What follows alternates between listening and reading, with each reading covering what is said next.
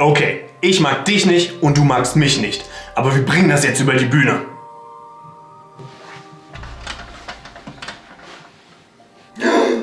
Heilige Scheiße.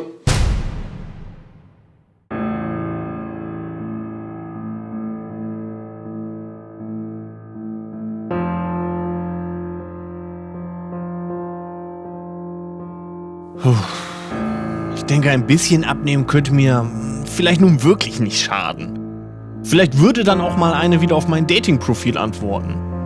Gamer for Life sucht Zockerweibchen für lebenslangen Game Center CX-Marathon. Immer noch gut. Aber abnehmen? Und wie? Ich meine, die Antwort muss in Videospielen liegen. Also, ich meine, wo denn auch sonst? Rausgehen kann ich ja nicht. Also was könnte ich spielen, um in Form zu kommen? Wie wär's mit Dancing Stage Mario Mix? Ach nee, da müsste ich ja die Tanzmatte aus dem Keller holen und in den Keller laufen. Nee. Vielleicht hat ja Manuel so eine Kopie von Wii Fit und so ein Balance-Board-Dingens. Nee, und nach Dark Souls wurde er monatelang mein Haus nicht verlassen. Moment, ich hatte da doch was für die PS2, was ich noch nicht ausgetestet hatte. Genau, hier war's. Fitness Fun. Keine Anleitung. Naja, einfach mal reinschmeißen.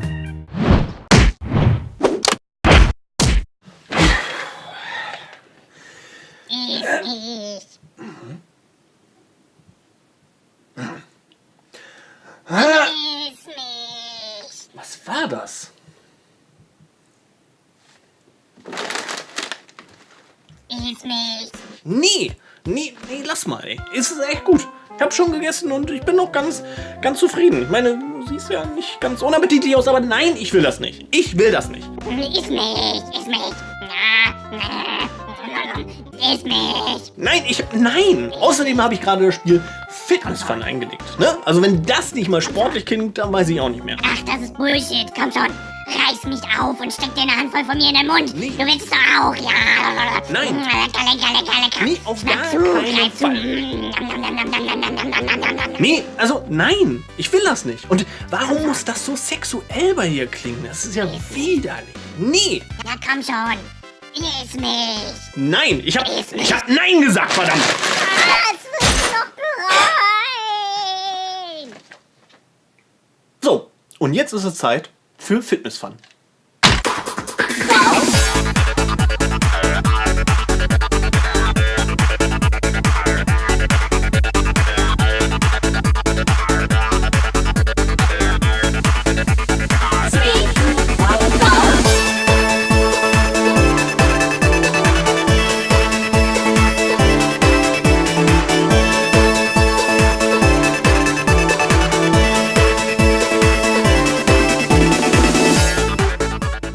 Fitness Fun, vielleicht das Spiel mit dem generischsten Namen, den je ein Titel bekommen hat. Kam nur in Teilen von Europa raus, genauer gesagt England, Frankreich und Italien, wo der Hauptsitz des europäischen Publishers 505 Games liegt. Denn ursprünglich war auch Fitness Fun, oder besser gesagt Love Aerobic, in Japan Teil der Simple Series. Genau wie Onechanbara, Earth Defense Force und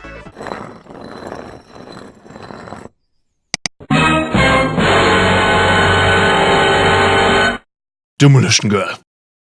Daher wurde das Ganze dort auch von D3 gepublished und von Tumsoft entwickelt, welche für einen ganzen Haufen der Spiele aus der Simple Series verantwortlich sind. Wie Demolition Girl. Moment, ist das nicht... Ja, genau, das ist Ryu Futaba, welche sozusagen das Aushängeschild für Tumsoft war. Und ganz ehrlich gesagt macht mich diese ganze Konstellation ein bisschen nervös. Aber im Gegensatz zum Namen und Cover handelt es sich hier nicht um ein Fitnessspiel oder Applikation, sondern um ein Rhythmusspiel. Ehrlich. Von Rios doch eher kleinen Einzimmer-Apartment, welches scheinbar keine Küche oder Bad hat, haben wir die Auswahl zwischen den Spieleoptionen, ins Fitnessstudio zu gehen, die Songs in ihrem Apartment zu üben, Replays anzusehen, das Spiel zu verlassen und wie kann es anders sein, Rio mit neuen Outfits zu versorgen.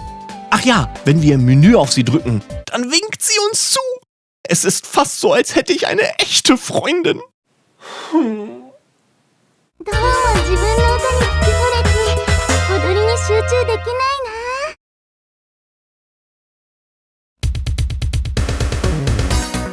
やっちゃった。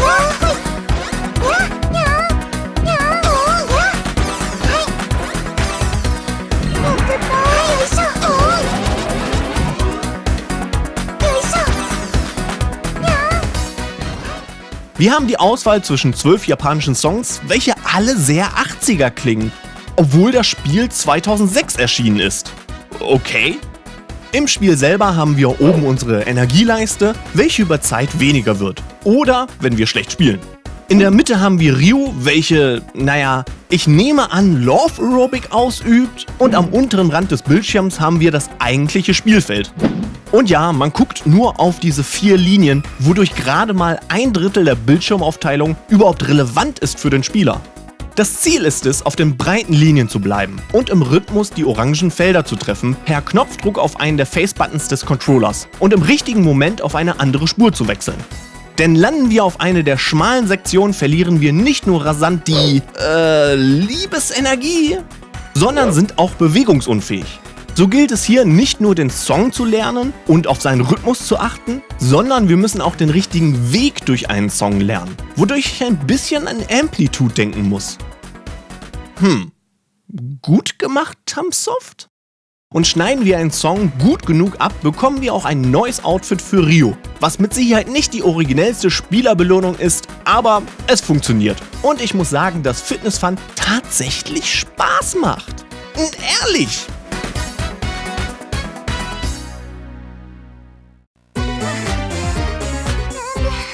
できないの？あれ？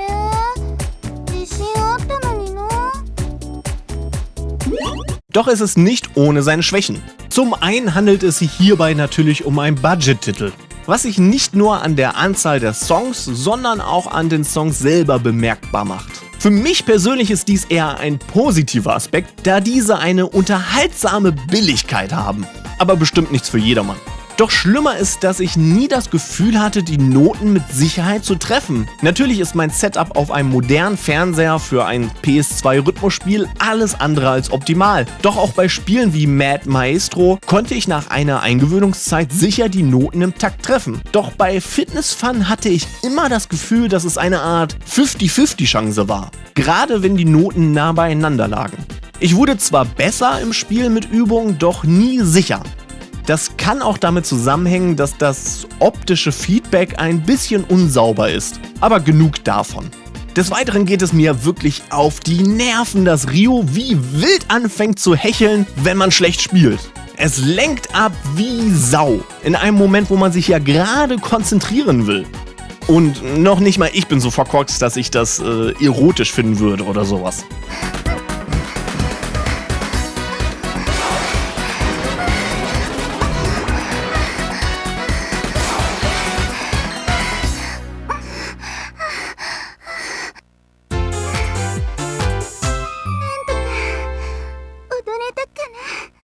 Aber Übung macht den Meister und zum Glück gibt es eine praktische Replay-Funktion, die ich nutzen kann, um den besten Weg durch den Song zu finden.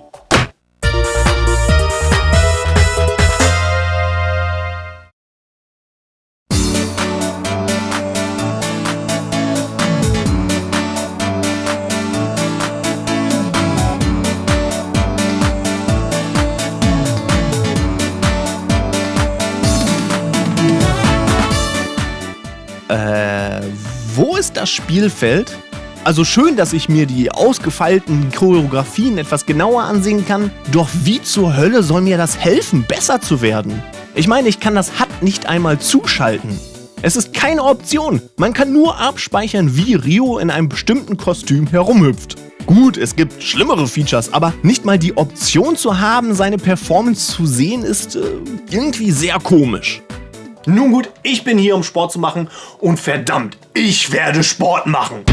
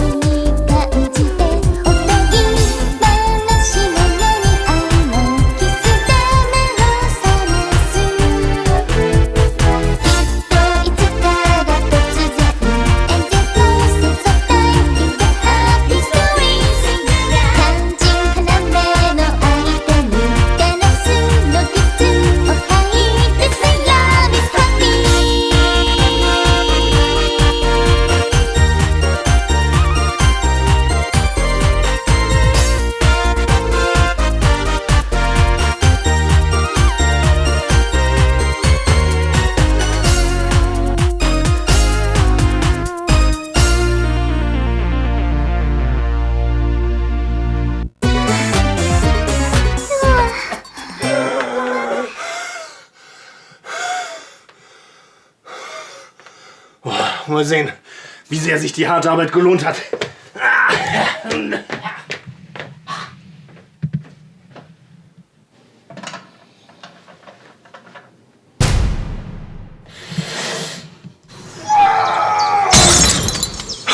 Verdammt, ey, nichts, einfach nichts. Und ich habe ganze 3 Minuten Workout gemacht. Nie wieder. Aber kann ich euch Fitness Fun empfehlen? Um ehrlich zu sein, nicht wirklich. Ja, es macht definitiv mehr Spaß als Demolition Girl. Und die Musik ist herrlich schlecht, die Prämisse schön dämlich und ich persönlich mag Rhythmusspiele wirklich sehr. Doch wurde die ganze Idee mit durchchoreografierten Tänzen, verschiedensten Kostümen, toller Musik und sehr viel besseren Gameplay schon in Persona 4 Dancing All Night auf der PlayStation Vita umgesetzt, welches ihr für nur etwas mehr Geld bekommt und auch sogar auf der ungehackten PlayStation TV spielbar ist. Und da auch schon Persona 3 Dancing Moon Knight wie Persona 5 Dancing Star Knight am Horizont zu sehen sind, ist es schwer, einen Grund für den Kauf von Fitness Fun zu sehen. Außer vielleicht für Hardcore PS2-Sammler oder für sehr, und ich meine sehr einsame Leute. Nun gut, das waren jetzt 2 Schüsse in den Ofen, aber nächstes Mal trennen wir uns von der PlayStation 2 und ich denke, das wird ein ganz interessantes Spiel. Naja, ich hoffe, es hat euch gefallen und vergesst natürlich nicht, spielt, habt Spaß und esst, was ihr wollt.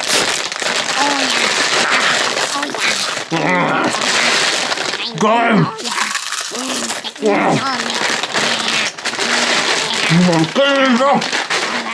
Iss mich komplett auf. Ja. Iss mich. Ja. Komplett ganz. Iss mich komplett auf. Ja. Ja?